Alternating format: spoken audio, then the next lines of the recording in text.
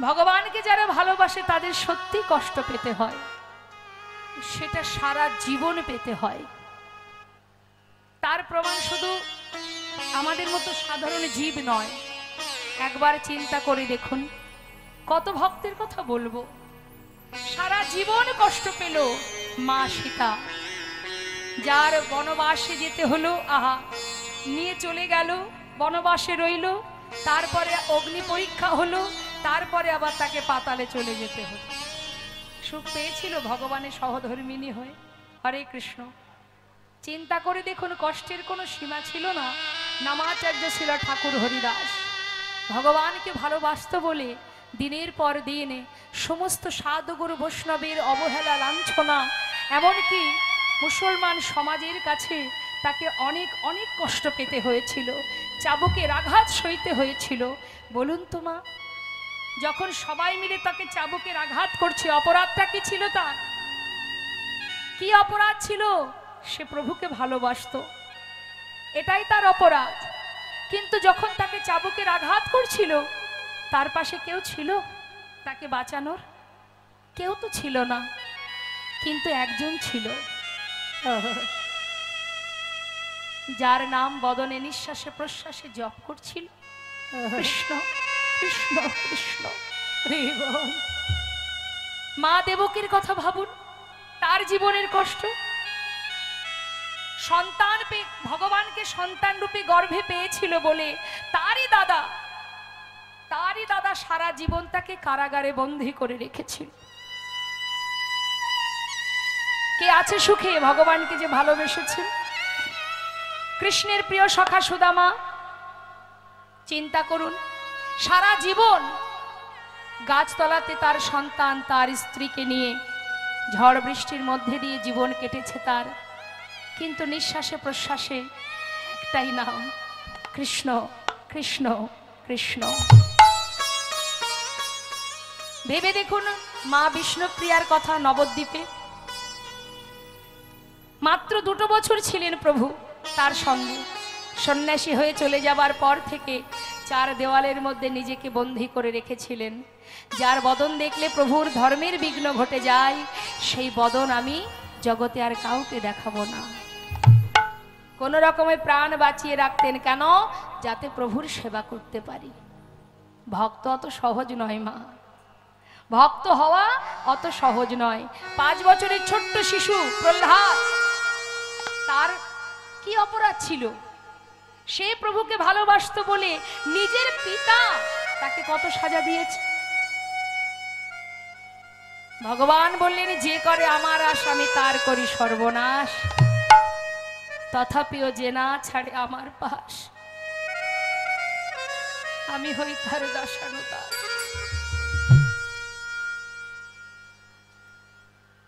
অত সহজ নয়। জীবনে যত কষ্টই পাই না কেন, যত দুঃখই পাই না কেন, প্রভু তুমি ছাড়া আমার আর কেউ নাই। একবার চিন্তা করে দেখুন মাতা দ্রৌপদীর কথা। সভাতে তো কত মানুষ ছিল, আমরা কখনো কখনো বলি না যে আমার কেউ নেই। আচ্ছা বলুন তো, দ্রৌপদীর সবাই যখন বস্ত্র হরণ হয়, সেখানে তো অনেকেই ছিল, কে তাকে রক্ষা করেছিল? কেউ কি করতে পেরেছিল? কত মানুষই তো ছিল, তার নিজের 5টা স্বামী ছিল। সে তো অর্জুনের কণ্ঠে মালা পরিয়েছিল একজনের সহধর্মিণী হবে বলে, কিন্তু দুর্ভাগ্যবশত তাকে 5 পুরুষের সহধর্মিণী হতে হয়েছিল। শুধু তাই নয়, সভাতে যখন 5 জন স্বামী আছে, তা সত্ত্বেও যখন সেই রমণীর বস্ত্র হরণ হয়, এত জন ছিল, এত গুরুজন ছিল, স্বামী ছিল, কেউ তো তাকে রক্ষা করতে আসেনি। একজনই রক্ষা করেছিল। রে বল, তাই রক্ষার মালিক একজনই গোমা। তিনি যেমন দুঃখ দেন, তেমন আবার রক্ষাও করেন। আর ভগবান তাকেই কষ্ট দেন। কাকে? ভগবান তাকেই কষ্ট দেয় যাকে তিনি নিজের করে ভালোবাসেন। প্রেমময়ী রাধারানী একদিন নয়, 2 দিন নয়, 100 বৎসর কৃষ্ণহারা হয়েছিলেন, কিন্তু তথাপিও কৃষ্ণ ছাড়া আর কিছু জানতো না। এটাই হচ্ছে শুদ্ধ প্রেম। আর আমরা একটু আঘাত পেলে কষ্ট পেলে ভগবানকে ভুলে যাই। তাহলে ভগবানকেই যদি ভুলে যাব, কাকে আশ্রয় করব? জগতে কে আছে যে তাকে আশ্রয় করা যায়? যায় না। আজ দেখুন দেবর্ষি নারদ বলে উঠলেন, বৃন্দাবনে সবাইকে কাঁদিয়ে তুমি কি সুখে আছো প্রভু? আমি দেবর্ষি নারদ, তুমি কাঁদিয়ে কি সুখ পাচ্ছ আমি গিয়ে দেখতে চাই। সবাই বলে আমি নাকি গন্ডগোলের গোসাই, বলে না বাবা? কোথাও দেখবেন ঝগড়া হলেই নারদের নাম জপ করে, যেন আরো জোরদার হয় ঝগড়াটা। কিন্তু গন্ডগোলটা যে বেশ অনেকদিন আগে থেকে পাকানো থাকে সেটা কিন্তু কেউ ভাবে না, সবই নারদের ঘাড়েই দোষটা পড়ে। তাই নারদ বলছে সবাই বলে আমি গন্ডগোলের গোসাই, কিন্তু গন্ডগোলটা যে অনেক দিন ধরে পাকানো আছে সেটা কেউ ভাবে না। হে প্রভু, তুমি গন্ডগোল পাকিয়ে রেখেছো, আর এবার আমি নারদ, আমি দেখতে চাই যে তুমি কত সুখে আছো, আমি না দেখে যাচ্ছি না। তাই দেবর্ষি নারদ নিজের বীণাকে বলছে, বীণা এতদিন যার নাম করেছিস ভুলে যা ওই নাম, ওই নাম আর করতে হবে না, আজ থেকে রাধা নাম জপ কর। নিতাই গৌর হরি বল হরি। তাই বীণাকে বলছে, রে বীণা বল বল যন্ত্র রাধা নামে মন্ত্র,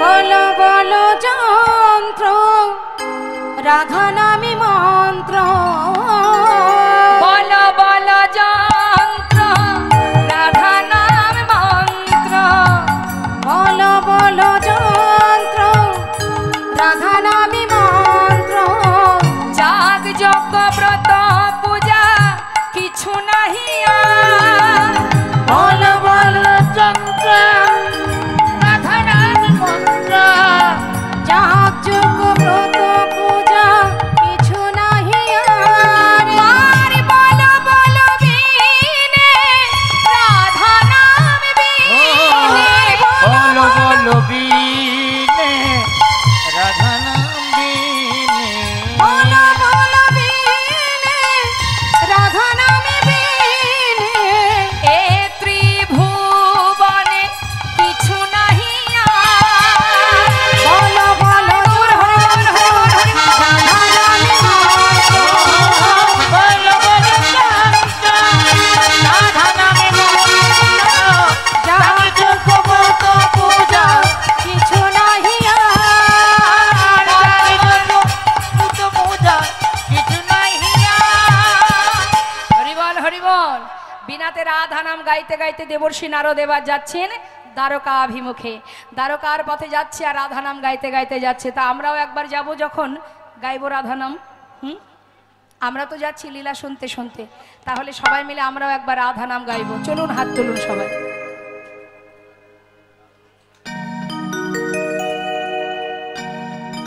প্রত্যেকে হাত তুলবেন, না হলে গাইবো না। ভগবানের সেবার জন্য যদি হাত থেকে থাকে একবার তুলুন। হাত তো সেটাই যেটা গোবিন্দ সেবায় লাগে। হ্যাঁ, হরিবল হরিবল হরিবল। রাধে রাধে রাধে রাধে রাধে রাধে বল, রাধে রাধে রাধে রাধে রাধে রাধে বল, বলো রাধে রাধে রাধে রাধে রাধে রাধে বল, রাধে রাধে রাধে রাধে রাধে রাধে বল। প্রত্যেকে হাতে তালি দেবেন, আপনাদের তালে তালেই আমি গাইবো। তবে যেমন খুশি তেমন, এক একজন এক এক সময় তাল দিলে হবে না, তালে তালে, ঠিক আছে? এক তালে তুলুন। রাধে রাধে রাধে রাধে রাধে রাধে বল, রাধে রাধে রাধে রাধে রাধে রাধে বল, বলো রাধে রাধে রাধে রাধে রাধে রাধে বল, রাধে রাধে রাধে রাধে রাধে রাধে এ রাধে রাধে রাধে রাধে রাধে রাধে বল, রাধে রাধে রাধে রাধে রাধে রাধে বল, রাধে রাধে বলো, রাধে রাধে রাধে রাধে রাধে রাধে বল, রাধে রাধে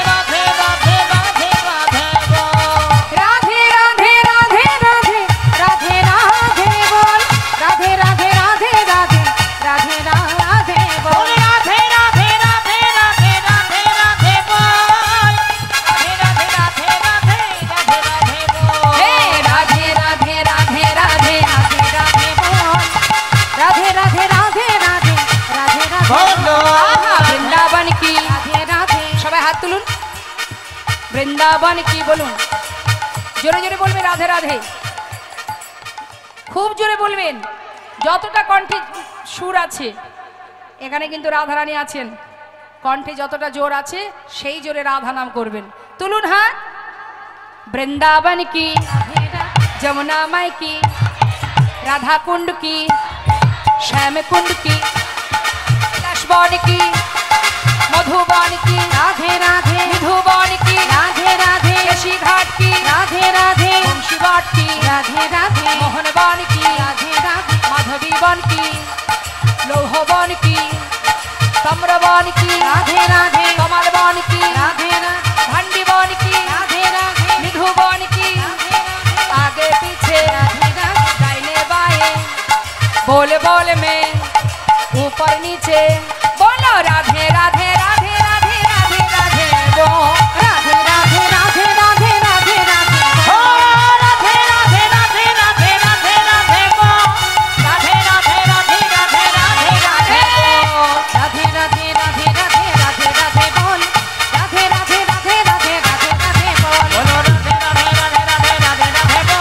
राधे राधे राधे राधे राधे राधे गो, राधे राधे राधे राधे राधे राधे बोल, राधे राधे राधे राधे राधे राधे गो। রাধা রানী কি।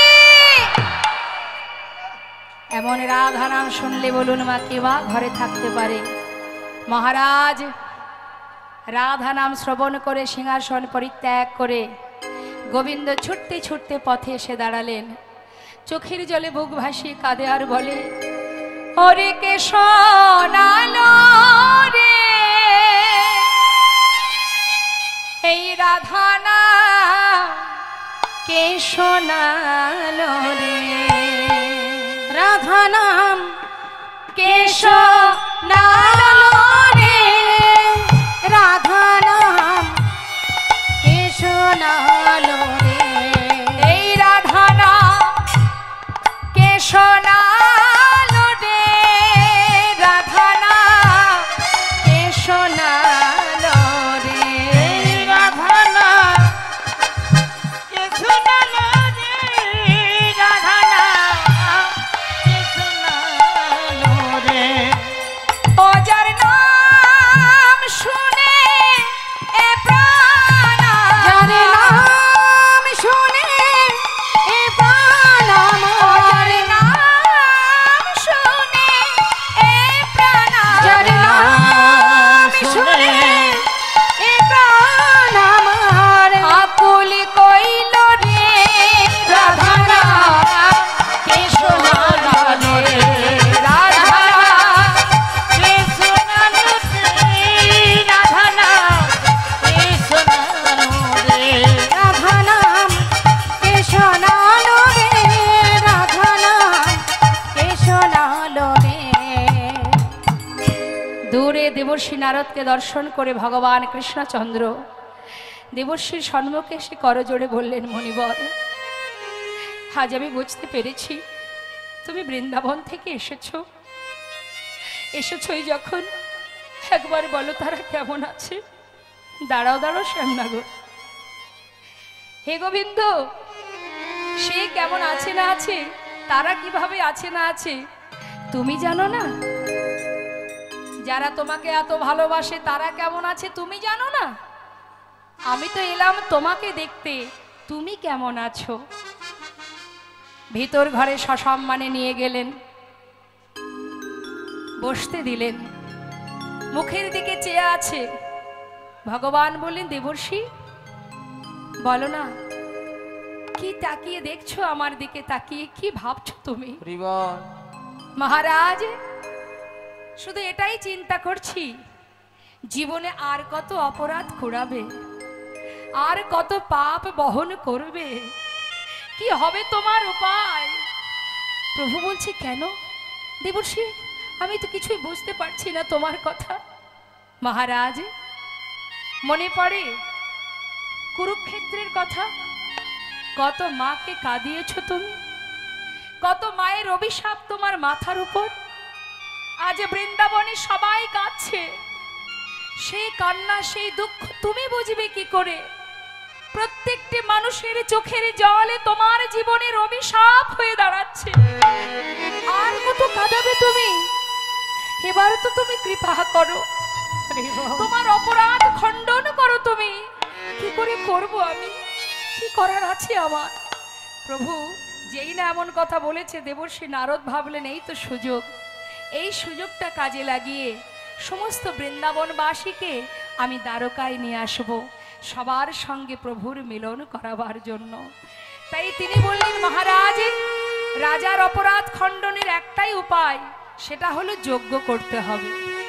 এটা শুধু মহারাজ তোমার ক্ষেত্রে নয়, যুগে যুগে হয়ে আসছে, যুগে যুগে এটাই হয়ে আসছে। যেমন ত্রেতায় রামের রাজা ছিল, অশ্বমের যজ্ঞ কইল। ত্রেতায় রামের রাজা ছিল, অশ্বমের যজ্ঞ কইল। ত্রেতায় রামের রাজা ছিল, অশ্বমের যজ্ঞ কইল। দানব্রত যজ্ঞ হবে এবে, মহারাজ দানব্রত যজ্ঞ হবে এবে। মহারাজ দানব্রত যজ্ঞ হবে এবে। মহারাজ ত্রেতায় রাম রাজা ছিল, অশ্বমের যজ্ঞ করেছিল। আর এই দাপর যুগে তুমি যজ্ঞ করবে, যে যজ্ঞের নাম হবে দানব্রত যজ্ঞ, দান ধ্যান করা যজ্ঞ। দান করলে অপরাধ খণ্ডন হয়ে যায়। বেশ, তাই হবে। কিন্তু দেবর্ষি, এই যে যজ্ঞ আমি করব, যজ্ঞের নিয়মাবলী কি আছে সবই শিখিয়ে দেব মহারাজ। শুনে নাও, এই দানব্রত যজ্ঞে যে যা চাইবে, যে জনা যা চাইবে, হাসি মুখে দিতে হবে। যে জন যা চাইবে, হাসি মুখে দিতে হবে। যে জনা যা চাইবে, হাসি মুখে দিতে হবে। দান করিবে হাসি মুখে, মহারাজ দান করিবে হাসি মুখে। মহারাজ দান করিবে হাসি মুখে। শুধু তাই নয়, প্রত্যেকে যা চাইবে সে তো দিতেই হবে। দেবার সময় যেন মুখটা শুকিয়ে না যায়।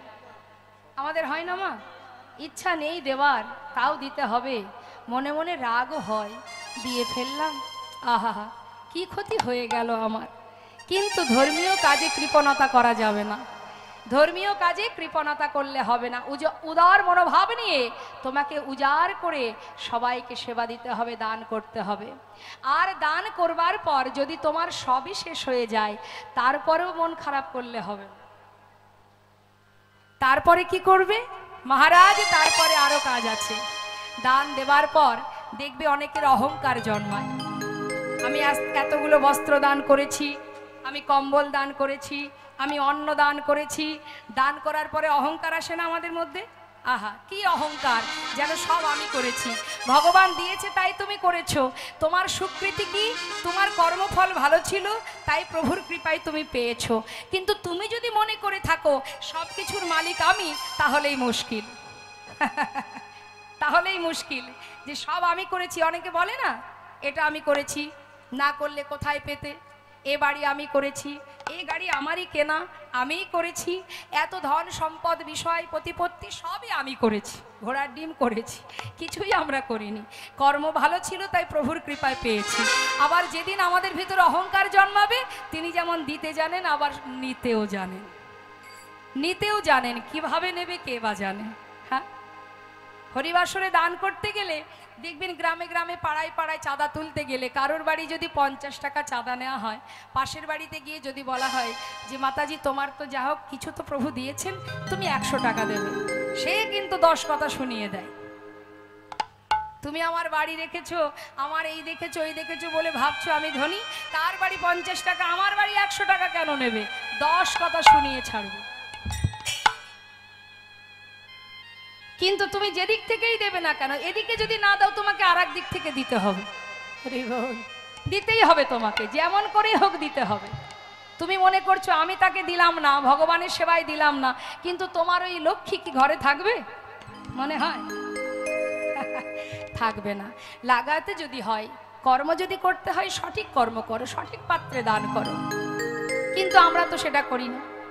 কি হলো? ভগবান বললেন তুই দিচ্ছিস না তো, দান করছিস না তো, আজ তুই সব পেয়েছিস, এর পরের জন্মে তোকে এমন করে পাঠাবো, হরি বল, তোকে দাঁড়ে দাঁড়ে ভিক্ষা করে 2 পয়সা পাবি, তাতে সংসার চালাতে হবে। বুঝবি ঠেলা? আর তুই এখন দিবি না, ভগবানের সেবায় দিবি না, এমন একটা পোকা ফল তোকে দেব, সারা জীবন এই ডাক্তার হসপিটাল করতে করতে তোর সব শেষ হয়ে যাবে। তার প্রমাণ আছে বাবা।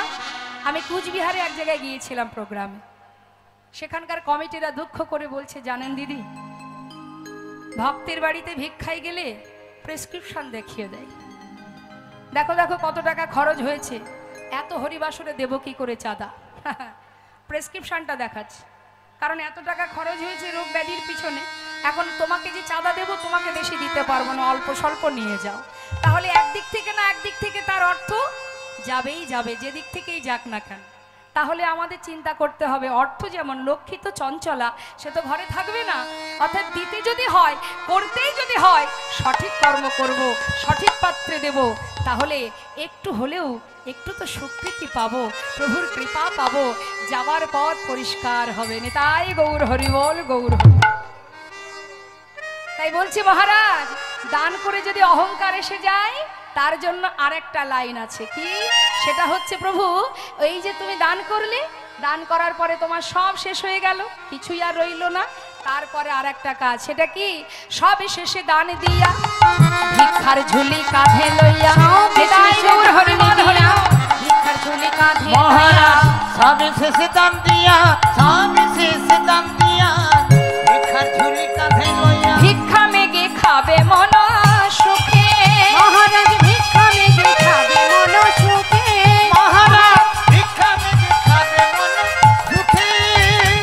দান ব্রতের এই তো রীতি, দান ব্রতের এই তো রীতি, দান ব্রতের এই তো রীতি, দান ব্রতের এই তো রীতি, শোনো শোনো হে রাজন, দান ব্রতের এই তো রীতি, শোনো শোনো হে রাজন, দান ব্রতের এই তো তোমার রীতি, দানের অহংকার দূরে যাবে, দানের অহংকার দূরে যাবে, দানের অহংকার দূরে যাবে, দানের অহংকার দূরে অগো যাবে, দান ব্রতের এই তো রীতি, দানের অহংকার দূরে যাবে, দান ব্রতের এই তো রীতি, বলি শুনো শুনো হে রাজন, দান ব্রতের এই তো রীতি, হরি বল, হরি বল। হে রাজন, দান ব্রতের এই তো রীতি, দান ব্রতের এই তো রীতি, হে রাজন, দানের অহংকার দূরে যাবে, ভিক্ষা মেগে খাবে মন সুখে, মহারাজ ভিক্ষা মেগে খাবে মন সুখে, মহারাজ ভিক্ষা মেগে খাবে মন সুখে।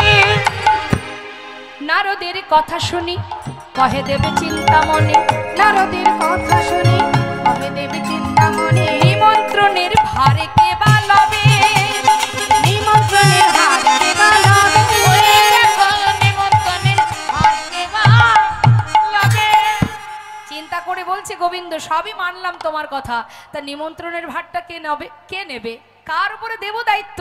তখন মহাজন পদাবলীর শেষে বলে উঠলেন, তাহা শুনি মোহন কয়, চিন্তা কেন দয়াময়, তাহা শুনি মোহন কয়, চিন্তা কেন দয়াময়, তাহা শুনি মোহন কয়, চিন্তা কেন দয়াময়, তাহা শুনি মোহন কয়, চিন্তা কেন দয়াময়, দেবর শিরে ভারে দাও এবে, ওই দেবর শিরে ভার দাও এবে, মহারাজ দেবশ্রী ভার দাও এবে।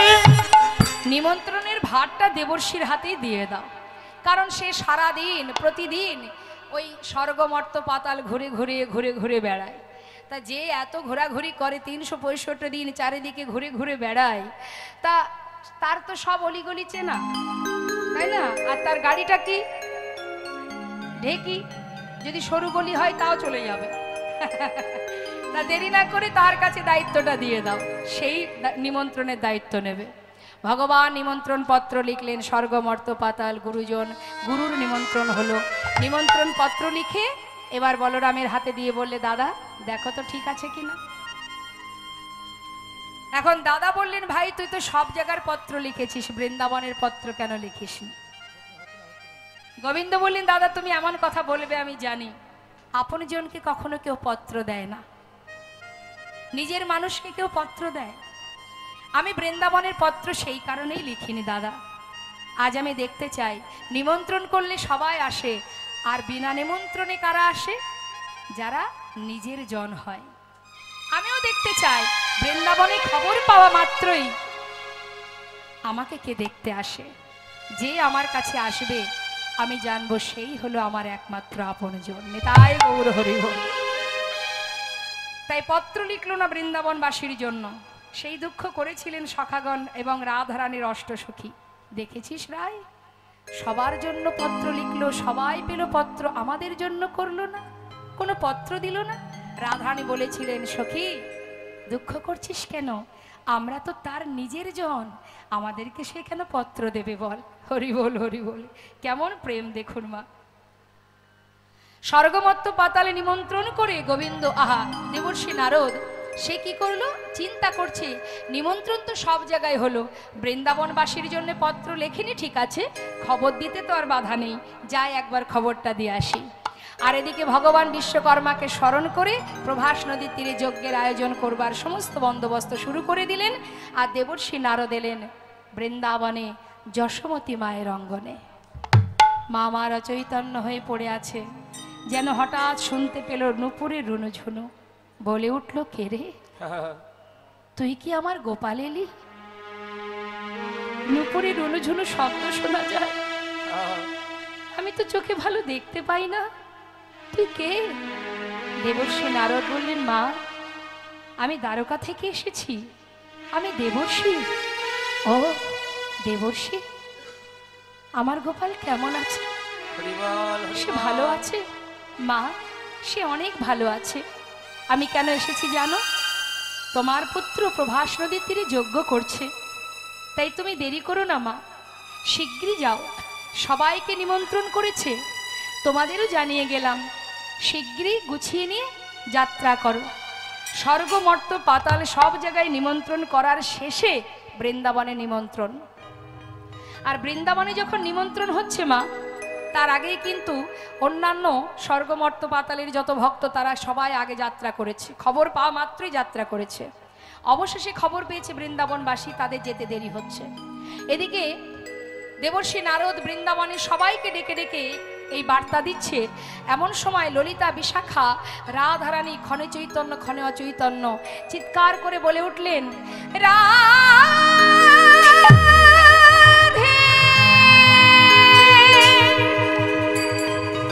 রাধে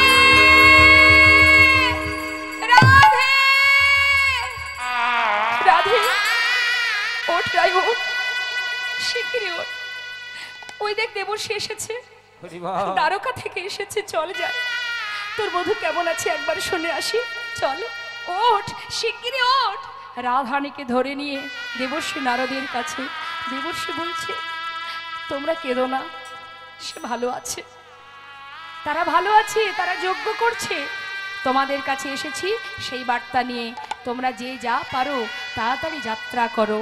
শোনো শোনো, প্রভাসেতে যজ্ঞ করে কৃষ্ণ বলরাম, প্রভাসেতে যজ্ঞ করে কৃষ্ণ বলরাম, প্রভাসেতে দেখো, প্রভাসেতে যজ্ঞ করে কৃষ্ণ বলরাম।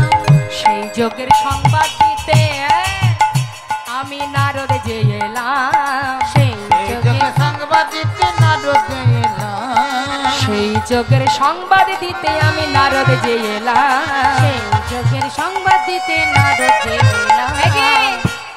তোমরা যাবে নাকি? যাও যাও প্রভাসের তীরে যাও, যাও যাও প্রভাসের তীরে যাও, যাও যাও প্রভাসের তীরে যাও, যাও যাও প্রভাসের তীরে যাও, আর বিলম্ব করো না গো, যাও যাও প্রভাসের তীরে যাও, আর বিলম্ব করো না গো, যাও যাও প্রভাসের তীরে যাও। সেই যজ্ঞের সংবাদ দিতে নারদ এলাম, সেই যজ্ঞের সংবাদ দিতে নারদ এলাম। যাও, আর দেরি করো না। রাধারানী যখনই খবর পেল যে প্রভাসের তীরে যজ্ঞ করছে, মনের আনন্দে রাধারানী মনস্থির করলেন, আমি আর বৃন্দাবনে থাকব না। যে বৃন্দাবনে আমার বধূ নেই, যে বৃন্দাবনে আর কোনো লীলা হয় না, সে বৃন্দাবনে আমি আর থাকবো না, আমার বধূর দেশে চলে যাব। তাই রাধারানী আমার এই যজ্ঞের খবর পেয়ে ঘর থেকে যাত্রা করেছে। যজ্ঞ বার্তা পেয়ে যাত্রা করিলেন রায়, আয় বালা গো, যজ্ঞ বার্তা পেয়ে যাত্রা চলিলেন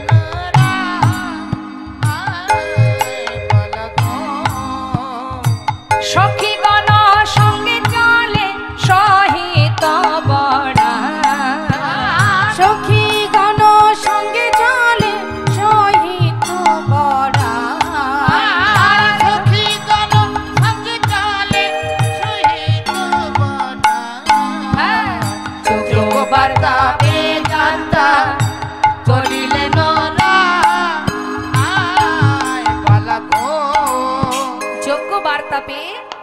রাধারানী যাত্রা করলেন।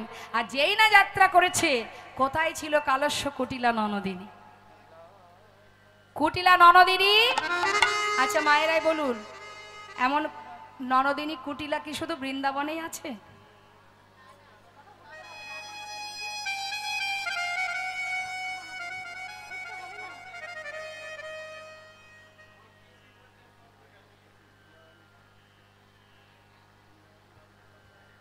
সন্তান মাতা পিতার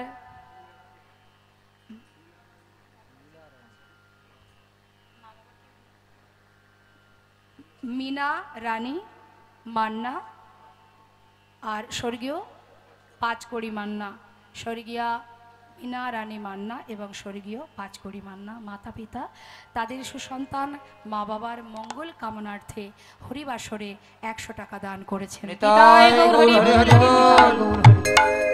জয় রাধে। আচ্ছা, আমি বুঝতে পারছি আপনারা ভালোবেসে হরিবাসরে দান করতে আসছেন, কিন্তু যেহেতু লীলা চলছে, জয় রাধে রাধে।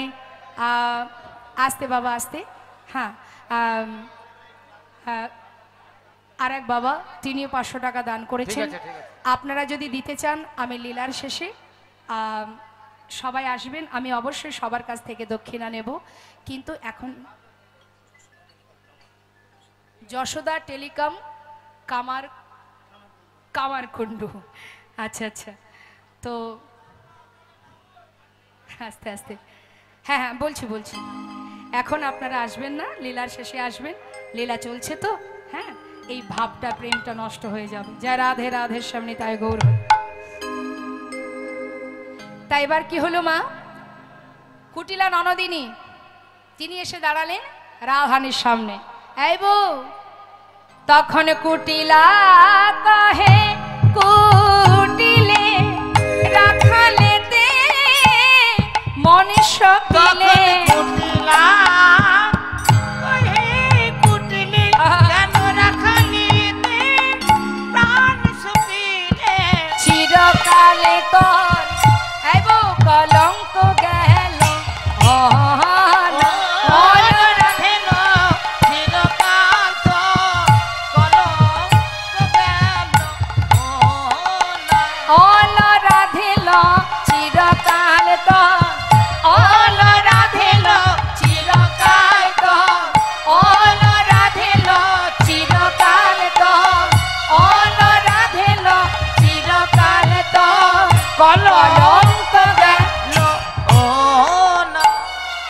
কি বলেন কথাটা? ছি ছি ছি ছি ছি বউ, ওই কেলে ছোড়ার কাছে মন সপিলি? হ্যাঁ, কলঙ্ক গেল না তোর জীবনে? কলঙ্কিনী অসতী দ্বিচারিণী, এত এই অসময়ে মাথায় ডালা সাজিয়ে শোকে বেষ্টিত হয়ে যাচ্ছিস কোথায়? নিশ্চয়ই কেলে ছোড়াকে দেখতে যাচ্ছিস। তবে শুনে নে, আমি তোর ননদিনী কুটিলা, অত সহজে ছাড়ার পাত্রী আমি নই। চুপচাপ এখানে দাঁড়িয়ে থাক, আমি দাদাকে একবার ডেকে নিয়ে আসি। আমি তো দাদাকে বললেই দাদা মানে না, কেন জানি না। দাদাকে নিশ্চয়ই কোনো শিকড় পাকড় খাওয়িয়েছিস, না হলে তোর কথায় উঠে বসে কেন? আজ হাতে নাতে প্রমাণ দেব আমি। কুটিলা রেগে গিয়ে এবার চললেন আয়ানের কাছে। দাদা, ও দাদা, আমি তো কথা বললি তোমার রাগ হয়।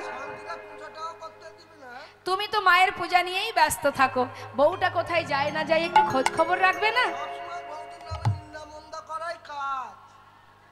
হয়েছে তো, কিভাবে যে বশ করেছে। হ্যাঁ, বউ যা বলে তাতেই খুশি। শোনো দাদা, আজকে সামনাসামনি প্রমাণ দেব বলেই তোমাকে নিতে এলাম। তাহলে এতদিনের দোষটা, আমার প্রতি যে দোষটা তুমি বারবার বলো, সেটা থাকবে না। আমি আজকে তোমাকে সাক্ষাৎ দর্শন করাবো। তোমার বউ কাউকে কিছু না বলে মাথায় ডালা সাজিয়ে পথের ধারে দাঁড়িয়ে আছে, শিগগিরই আমার সঙ্গে চলো। হ্যাঁ, দেখাতে পারবো। তাহলে আর দেরি কেন, একটু দাঁড়া। আয়ান কি করেছে মা? ছুটে গিয়ে মায়ের হাত থেকে ওষিটা নিয়েছে। ক্রোধেতে আয়ান হয়ে কম্পমান, ক্রোধেতে আয়ান হয়ে কম্পমান, ক্রোধেতে আয়ান হয়ে কম্পমান, ওষি তুলে নিল হাতে। ক্রোধেতে আয়ান হয়ে কম্পমান, ওষি তুলে নিল হাতে। কাঁপিতে কাঁপিতে দাঁড়ালো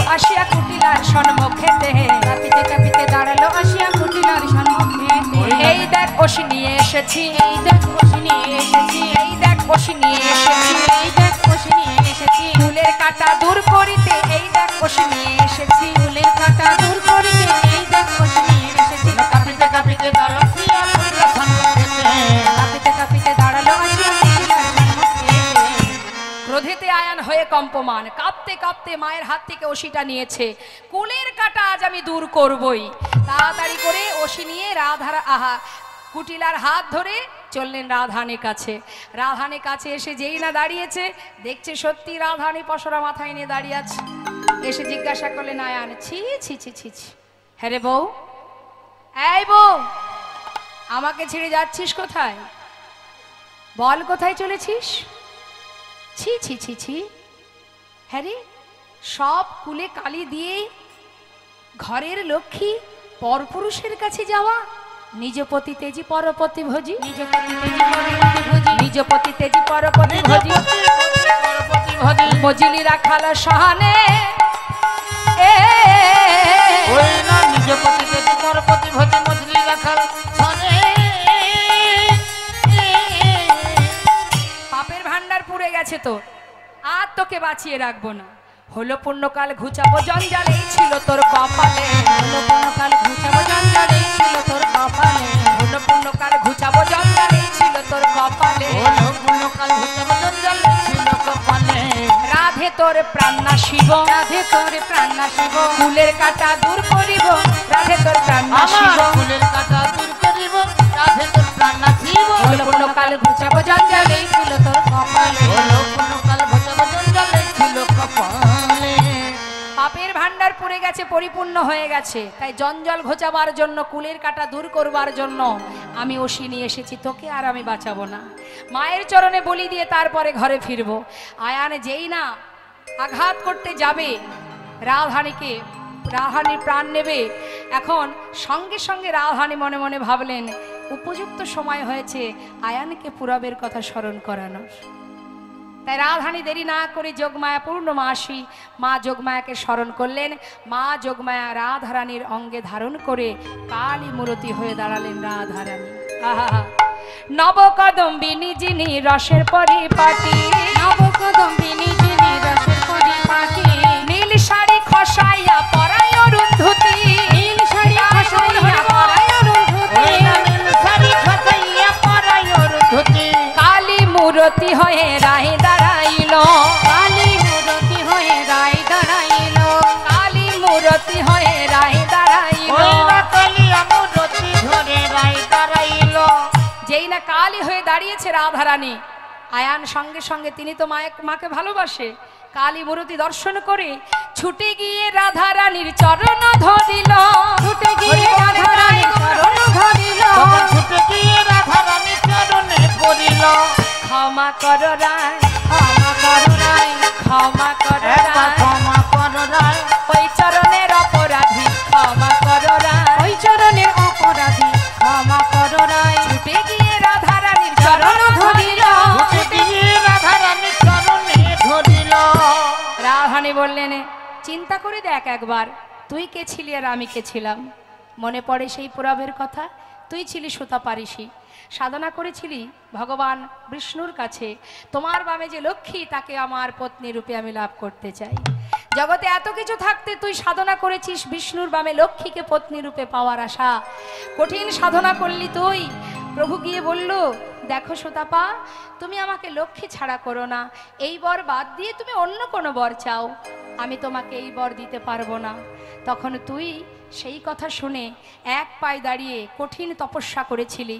ভগবান আবার তোর কাছে গিয়ে বলেছিল, ওরে সুতাপা, তোর কি মত বদলেছে? অন্য কোনো বর? না প্রভু, আমার একটাই চাওয়া, তোমার বামে যে লক্ষ্মী তাকে আমি আমার পত্নী রূপে পেতে চাই। বাঞ্ছা কল্পতরু ভগবান যতবার বলে দিতে পারবো না, ততবার ভক্ত বলে ওঠে, তাহলে তুমি কিসের বাঞ্ছা কল্পতরু? ভক্তের বাঞ্ছা পূর্ণ করতে পারো না? আহা, কেমন ভক্ত দেখুন মা। চলে যাও তুমি, চাই না তোমার বর। ভগবান বললেন, বেশ, মনোবাঞ্ছা পূর্ণ হবে। তখন স্বয়ং লক্ষ্মী বলেছিল, রে সুতাপা, এত কিছু থাকতে তুই যখন আমাকেই তোর ঘরণী করে পেতে চাস, আমি অবশ্যই তোর ঘরের ঘরণী হব, কিন্তু তুই হবি নপুংস। নিতাই গৌর হরি বল। সেই থেকে কিন্তু মাতৃজ্ঞানে ভালোবাসতেন আয়ান। তাই আজ যেই এই কথা বলেছে মা, আয়ানের পুরাবের কথা মনে পড়ে গেল। আয়ানের হলো চৈতন্য, বলে শ্রীমতী তুমি ধন্য, ভ্রান্তে চিনতে না পেরে বলেছি কত কুবচন। ভাবতে চিনতে না পেরে বলেছি কুবচন। আমি ভ্রান্তে চিনতে পারিনি, হ্যাঁ তুমি আমায় ক্ষমা করে দাও। শুধু তোমার কাছে একটি বাসনা রাই, যেদিন আমার অন্তিম সময় আসবে সেই দিন যেন তোমাদের যুগল একবার দর্শন পাই। জটিলা কুটিলা বলে উঠলেন, এতদিন তোকে ঘরে বেঁধে রেখেছিলাম শুধু যুগল দর্শন পাওয়ার আশায়। ওরে বউ, আমাদের মনে একটা বাসনা, এই জীবনে যখন ঘরে বেঁধে রেখেও যুগল দেখা হলো না, মৃত্যুকালে যেন একবার তোদের যুগল দেখতে পাইনি। তাই গৌর হরি বল, হরি বল। সবাইকে আশীর্বাদ করে রাধারানী সখী বেষ্টিত হয়ে চলে গেলেন দ্বারকায়। বৃন্দাবনবাসী যখন প্রবেশ করলো দ্বারকায়, তখন দ্বারকার 4টে দ্বারই বন্ধ হয়ে গেছে। প্রথম দ্বারে মা যশোমতী, দ্বিতীয় দ্বারে নন্দ উপনন্দ ব্রজবাসীগণ, তৃতীয় দ্বারে সখাগণ, চতুর্থ দ্বারে রাধারানী অষ্টসখীগণ। 4 দ্বারে দাঁড়িয়ে আছে, লেখা আছে প্রবেশ নিষেধ। সখীগণ রাধারানীকে নিয়ে দাঁড়ালেন। যেই না দাঁড়িয়েছে, দাড়িকে বলছে, এই দাড়ি পথ ছেড়ে দিয়ে ভিতরে যাব। দাড়ি বললেন, যাওয়া হবে না, এই বেশে যেতে পারবে না। তোমরা রমণীগণ শুদ্ধ বসন পরে স্নান করে শুদ্ধ বসন পরে এসো, তারপরে তোমাদেরকে যেতে দেব। সখীরা বলে উঠলেন, শোন শোন, তুই আমাদেরকে স্নান করতে বলছিস? কোথায় স্নান করতে যাব? গঙ্গায়। শুনে নে, যে গঙ্গাতে স্নান করতে যেতে বলছিস, সেই গঙ্গার সৃষ্টি কোথায় জানিস? তোদের যে মহারাজ, সেই মহারাজের চরণ তলে। তাই বলি শুনে রাখ। হ্যাঁ রে, এই দাঁড়ি। সখীরা বলে উঠলেন, শোন শোন, যেতে বলিস গঙ্গা স্নানে, শুনে হাসি পায়।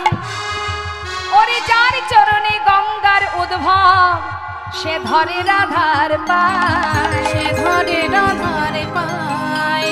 ছিছি বলতে লজ্জা হয়, ছিছি বলতে লজ্জা হয়, ছিছি বলতে লজ্জা হয়, বলতে লজ্জা হয়। ওরে যার চরণে গঙ্গার উদ্ভব, সে ধরে রাধার পায়, যার চরণে গঙ্গার উদ্ভব, সে ধরে রাধার পায়। ছিছি বলতে লজ্জা হয়। কি হয়েছে মা? বৃষ্টি পড়ছে?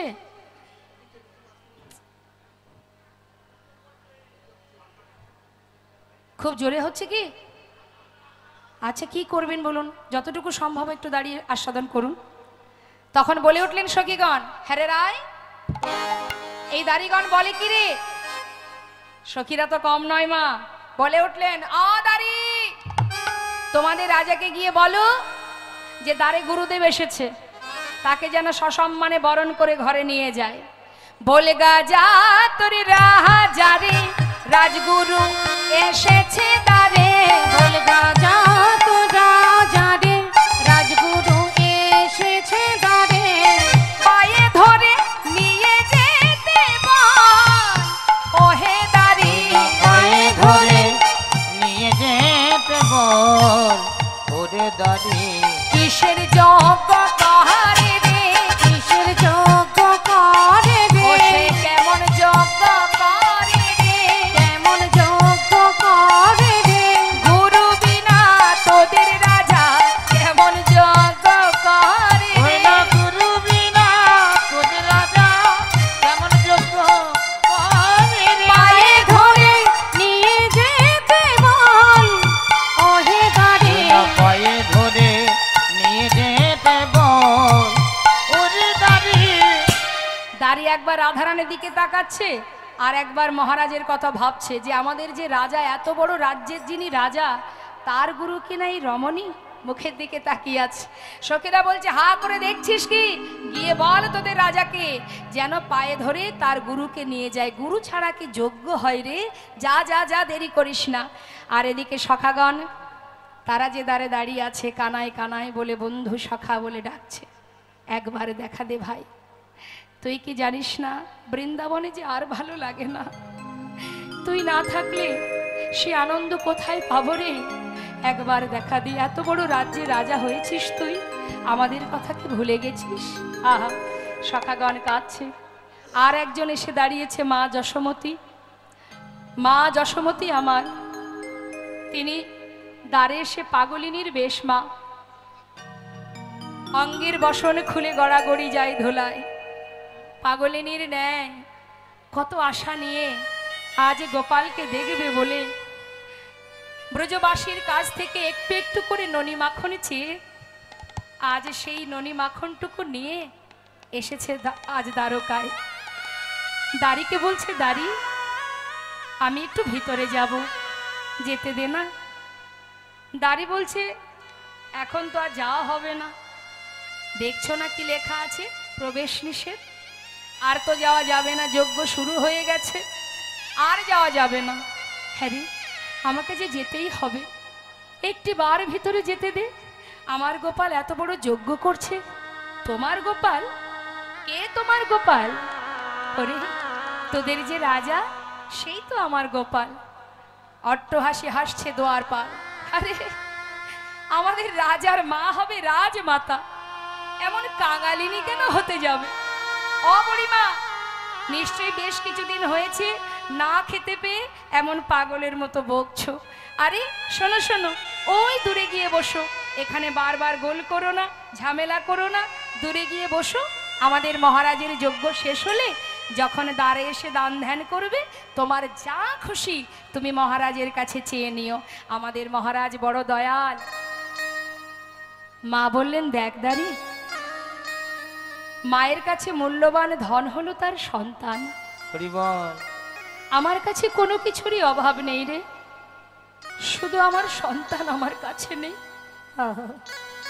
জানিস, তার জন্য কাঁদতে কাঁদতে না আমি অন্ধ হয়ে গেছি, চোখে ভালো দেখতে পাই না, কিন্তু বড় আশা নিজের পুত্রকে একবার দেখব।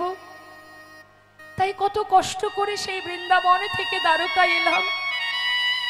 ওরে দাঁড়ি, আমার গোপাল কতদিন ননি মাখন খায়নি, সে অনাহারে দিন কাটাচ্ছে, একবার যেতে দে না। আহ, কেন বারবার বিরক্ত করছো? বললাম না এখন ভিতরে প্রবেশ করা যাবে না। বারবার যদি বিরক্ত করো, আমি কিন্তু তোমাকে চাবুক দিয়ে আঘাত করব। মা বললেন, মারবি তো মার, যত খুশি মার, কিন্তু তবুও বলবো, তোর হাতে ধরি, তোর পায়ে পড়ি, একবার আমায় যেতে দে, একটি বার যেতে দে। আমার গোপাল যে না খেয়ে আছে, একবারে যেতে দে।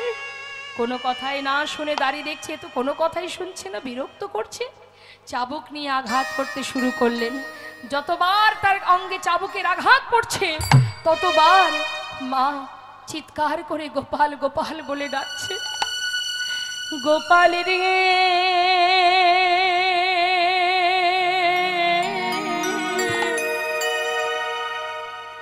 গোপাল রে,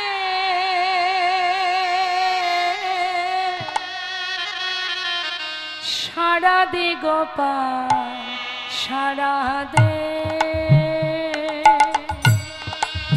গোপাল রে,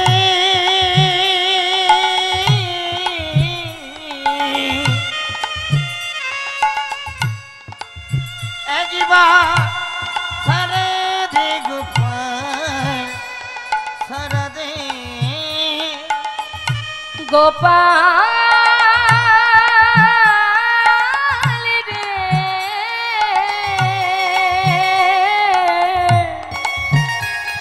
ওরে সাড়া দে গোপাল, সাড়া দে গোপাল রে,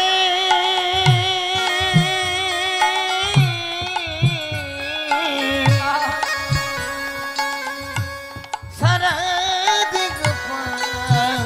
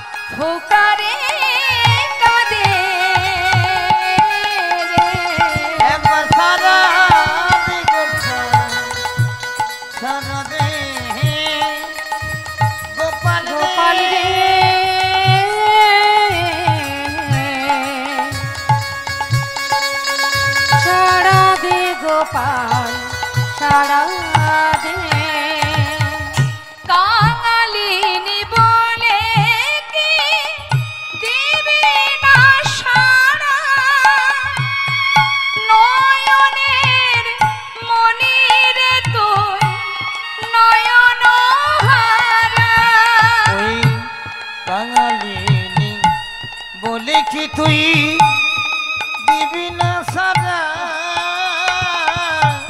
নয়নে মনি রে তুই নয়ন তারা দেখি দেখি পাইব দেখি দেখি পাইব সেই নয়নে রে সারা দে গোপাল সারা দে গোপাল রে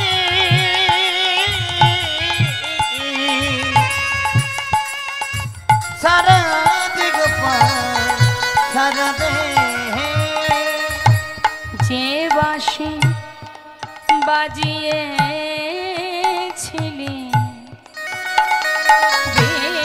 বৃন্দাবনে সে বাঁশি বাজা আবার সবারই কানে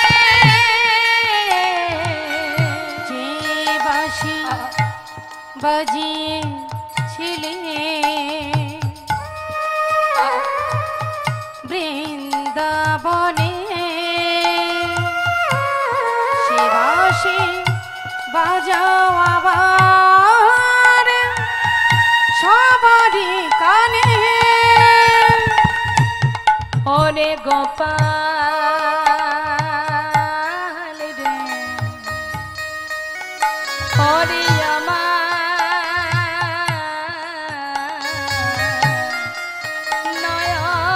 নয়ন মনি একবার সারা দে ওরে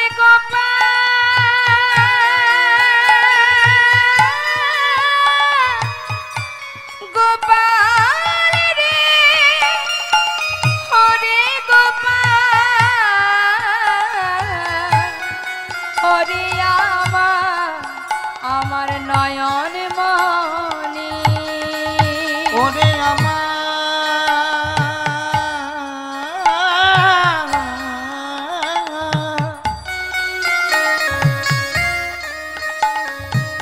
ওরে আমার গোপাল রে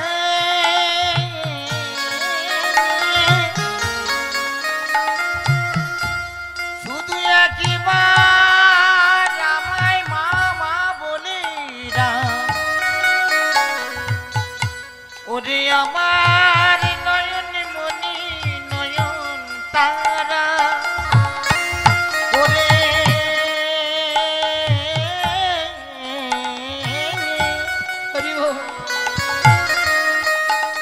গোপাল রে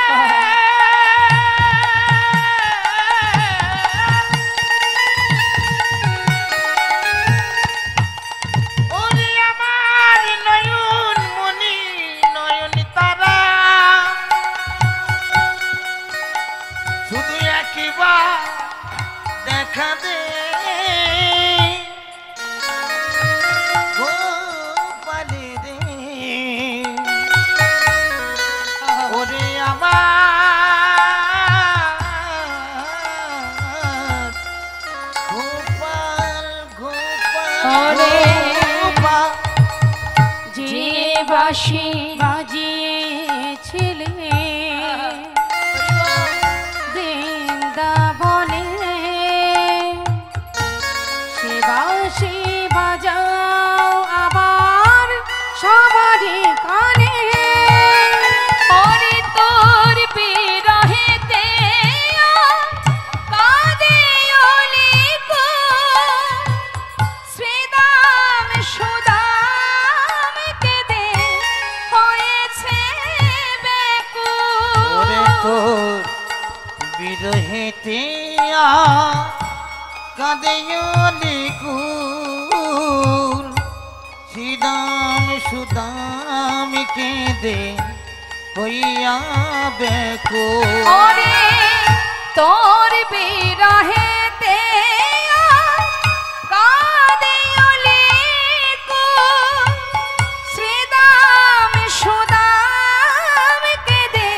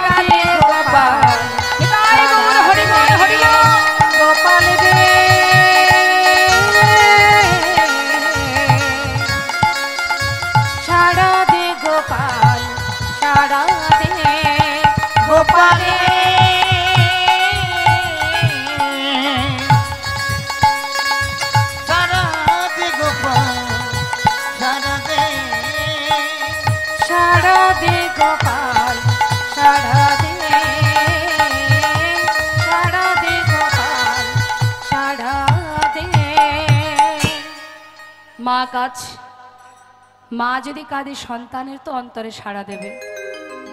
জলের ঝাড়ি নিয়ে পূর্ণ আহুতি দেওয়ার পর জলের ঝাড়ি নিয়ে যখন গোবিন্দ চারিপাশে ঘুরছে, হঠাৎ মায়ের কান্না শুনতে পেল। বলাই দাদাকে বলে উঠলেন, দাদা আমার মা কাঁদছে দ্বারে এসে, প্রহরী তাকে চাবুকের আঘাত করছে, দাদা আমি আর থাকতে পারছি না, এবার আমাকে যেতে হবে। বলরাম বলছে, হ্যারি কানা, মা কি করে আসবে, মা তো এখানে আসতে পারবে না। দাদা মা এসেছে, মা গোপাল গোপাল বলে কাঁদছে, দাঁড়ি তাকে প্রহার করছে, এবার আমায় যেতে হবে দাদা। সেই জলের ঝাড়ি ফেলে দিয়ে ছুটতে ছুটতে গোবিন্দ চললেন চার দ্বারে বৃন্দাবনবাসীকে দর্শন দেওয়ার জন্য। ছুটছে চারটে রূপ ধারণ করে। মহাজন পদাবলিতে লিখছেন, দেখো দেখো বাঞ্ছা কল্পতরু ভগবান সকলে বাঞ্ছা পুরাবে বলে, কল্পতরু ভগবান সকলে বাঞ্ছা পুরাবে বলে, কল্পতরু ভগবান সকলে। আজ আসছে, এক একজন এক এক ভাবে দেখছে। সখ্য প্রেমে সখা গান দেখিতে পাইল, ভাই কানাই বলে কাঁধে তুলে নিল, ভাই কানাই বলে কাঁধে তুলে নিল, ভাই কানাই বলে কাঁধে তুলে নিল। কল্পতরু ভগবান সকলে বাঞ্ছা পুরাবে বলে, কল্পতরু ভগবান সকলে। তারপরে কি করলো মা? নন্দ উপানন্দ দেখে দোয়ারে দাঁড়ায়, নন্দ উপানন্দ দেখে দুয়ারে দাঁড়ায়, প্রাণ গোবিন্দ আসে দুটি বাধা মাথায় লয়ে, প্রাণ গোবিন্দ আসে দুটি বাধা মাথায় লয়ে, ওরা প্রাণহৃদয়ে আছে দুটি বাধা মাথা লয়ে, প্রাণ গোবিন্দ আসে দুটি বাধা মাথায় বাঞ্ছা লয়ে। কল্পতরু ভগবান সকলে বাঞ্ছা পুরাবে বলে, কল্পতরু ভগবান সকলে। আর এদিকে মা কি করলেন? গোপাল ছুটতে ছুটতে আসছে, গোবিন্দ ছুটে এসে কি করলেন? আজ মা দেখছে কি, আহা বাৎসল্য ভাবেতে গেল ওই মা যশোদার কোলে, বাৎসল্য ভাবেতে গেল মা যশোদার কোলে। মায়ের কোলে যেই না গেছে, মা কি করছেন? ক্ষীর স্বর্ণ বনি দেয় গোপালের বদনে, ক্ষীর স্বর্ণ বনি ধরে বদনে বদনে, ওরা কি স্বর্ণ বনি দেয় গোপালের বদনে, এই স্বর্ণ বনি দেয় গোপালের বাঞ্ছা বদনে। কল্পতরু ভগবান সকলে বাঞ্ছা পুরাবে বলে, কল্পতরু ভগবান সকলে।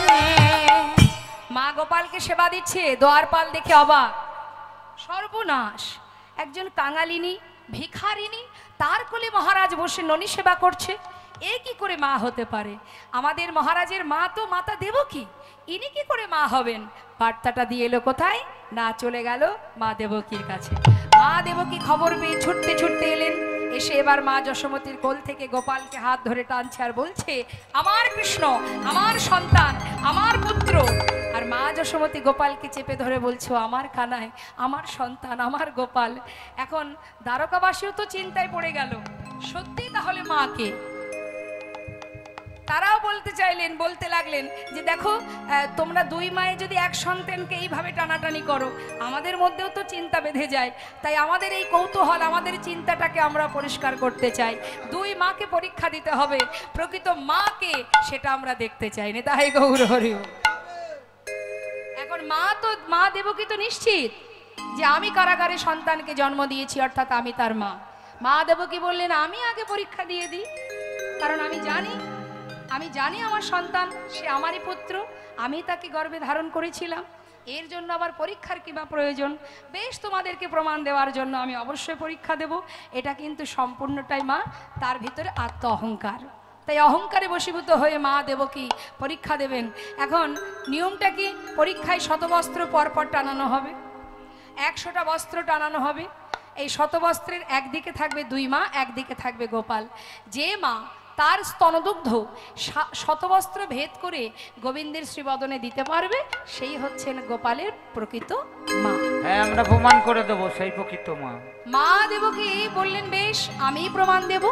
এবার মা কি করলেন? তাড়াতাড়ি করে পরীক্ষায় দাঁড়িয়ে গর্বে দেবকী সস্তন ধরে, গর্বে দেবকী সস্তন ধরে, গর্বে দেবকী সস্তন ধরে, গর্বে দেবকী সস্তন ধরে, প্রথম বসন ভেদে না করে, প্রথম বসন ভেদে না করে, প্রথম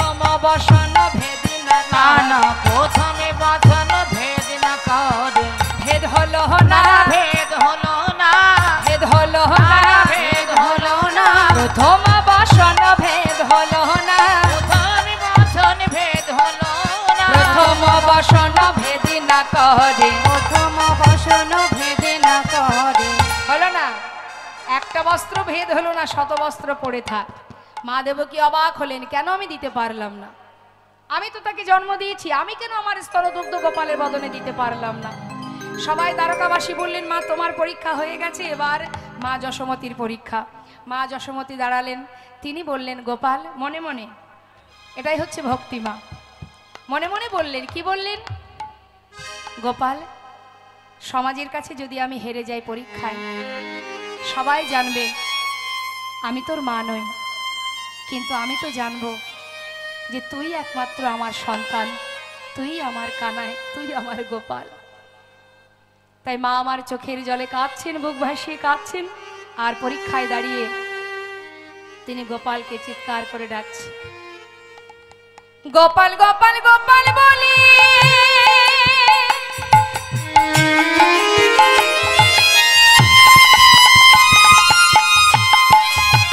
মায়া আমার কাঁদিতে লাগিল,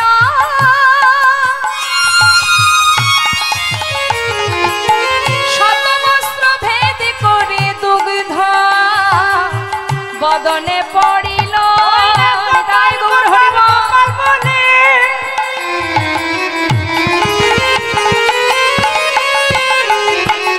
আমার কাঁদিতে লাগিল,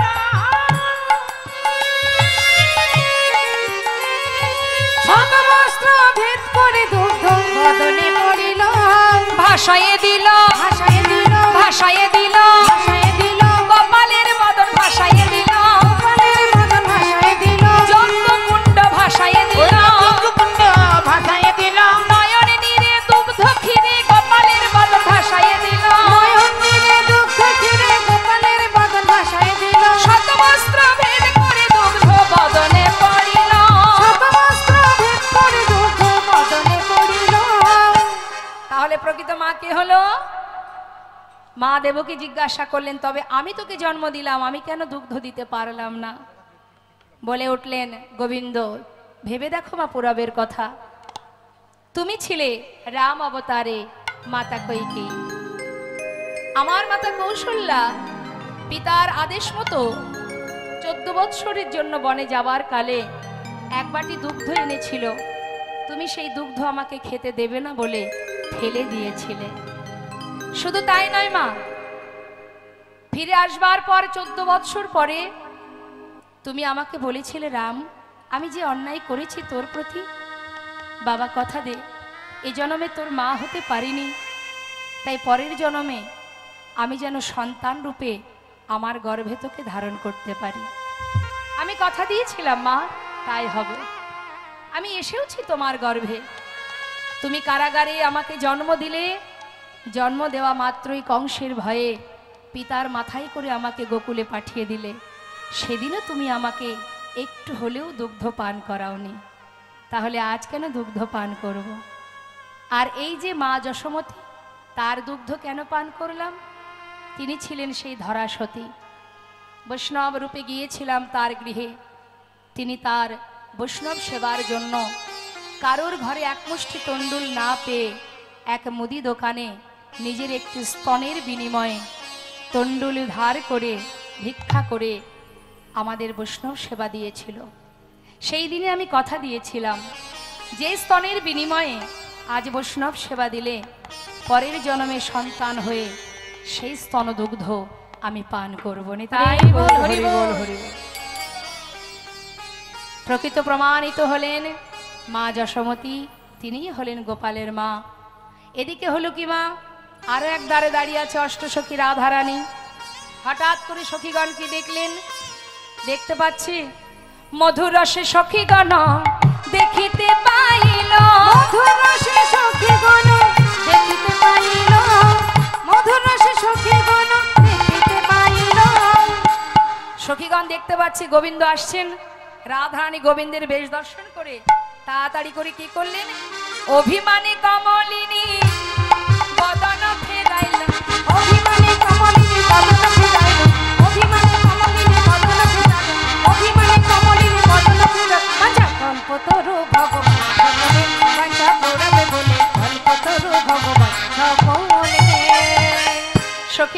রাধে, হঠাৎ করে আবার কি হলো তোর?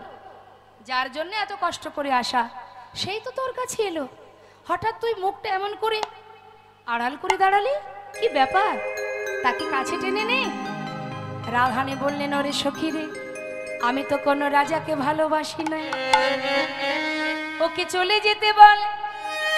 আমি ভালোবেসেছিলাম এক রাখালকে, আমি কোনো রাজাকে চিনি না। গোবিন্দ বুঝতে পারলেন যে রাধারানী রাজবেশ চান না, তাই নিজের বেশ খুলে এবার পরিধান করলেন রাখালের বেশ। রাখালের বেশ পরিধান করে রাধারানীর অভিমান ভাঙছেন গোবিন্দ আমার।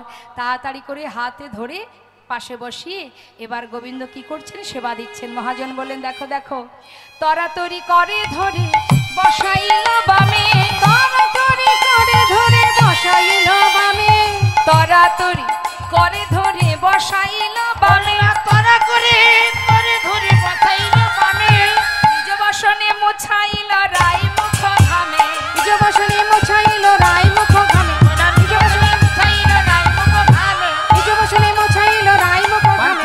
কল্পতরু ভগবান সকলে বাঞ্ছা পুরাবে বলে কল্পতরু ভগবান। বদনটা ভালো করে নিজের বস্ত্র দিয়ে মুছিয়ে দিলেন। দেবার পর এবার রাধারানীকে কি করলেন? ভাঙিয়া চূড়ার ফুল চরণ পূজা করে, ভাঙিয়া চূড়ার ফুল চরণ পূজা করে, ভাঙিয়া চূড়ার ফুল চরণ পূজা করে, ভাঙিয়া চূড়ার ফুল রাধার চরণ পূজা করে। যেই না রাধার চরণ পূজা করছে, সখীরা তাই না দেখে মৃদু মৃদু হাসছে। ললিতা মুচুকি হাসে কুন্দলতার আড়ালে, মুচুকি হাসি কুণ্ডলতার আড়ে, ওনা ললিতা মুচুকি হাসে কুণ্ডলতার আড়ে, মুচুকি হাসি কুণ্ডলতার আড়ে। ওনা ললিতা মুচুকি হাসি কুণ্ডলতার আচ্ছা, আড়ে, কল্পতরু ভগবান সকলের বাঞ্ছা পুরাবে বলে, কল্পতরু ভগবান সকলে সকলে বলে, হেই মা তা জানি না, হে মা তা জানি না। আমার সখীরা বলা বলি করছে কি, হেই মা তা জানি না। বলে হেই মা তা জানি না, পুরুষ নারীর চরণ সেবা করে, হেই মা তা জানি না। পুরুষ নারীর চরণ সেবা করে, হে মা তা জানি না। আনিয়া প্রভাসের জল চরণ ধোয়ালো, আনিয়া প্রভাসের জল চরণ ধোয়াইল। ওই যে ছিল বাবা, যে প্রভাস নদীর জল নিয়ে যেদিন রাধারানীর চরণ ধৌত করবে সেদিনই তার অভিশাপ থেকে সে উদ্ধার হবে। তাই কি করলেন গোবিন্দ? যেই না চরণ ধোয়ালেন, মহাজন লীলার পাশে দাঁড়িয়ে বললেন কি, গোবিন্দ দাসে কহে প্রভাস তীর্থ যে হইল, গোবিন্দ গৌর হরিবল হরিবল যে হইল, ওনা গোবিন্দ দাস কহে প্রভাস তীর্থ যে হইল, গোবিন্দ দাস কহে প্রভাস তীর্থ যে হইল, ওনা গোবিন্দ দাস কহে প্রভাস তীর্থ যে হইল, গোবিন্দ দাস কহে প্রভাস তীর্থ যে হইল। বাঞ্ছা কল্পতরু ভগবান সকলে বাঞ্ছা পুরাবে বলে কল্পতরু ভগবান। সকলে এবার সখীরা সবাই মিলে সুন্দর একটি মালা গেথে রাধারানী হাতে দিলেন। আনিয়া মালতীর মালা রায়ের করে দিল, আনিয়া মালতীর মালা রায়ের করে দিল, আমি আমার লতির মালা রায়ের করে দিল। নে আর দেরি কেন, পরা তোর বধূকে। শ্রীমতী রাধারানী এবার সেই মালতী ফুলের মালা নিয়ে বধূর গলায় পরাইয়া বামে দাঁড়াইল, বধুর গলায় পরাইয়া বামে দাঁড়াইল, ওনা বধূ গলায় পরাইয়া বামে দাঁড়াইল, বধুর গলায় পরাইয়া বামে দাঁড়াইল।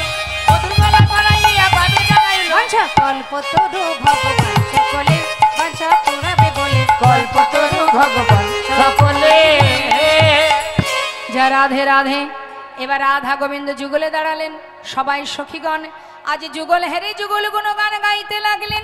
আমরাও সবাই মিলে সখী অনুগত হয়ে প্রাণ ভরে সবাই মিলে যুগল গুণগান গাইব। সবাই বলবো, জয় রাধে রাধে বল।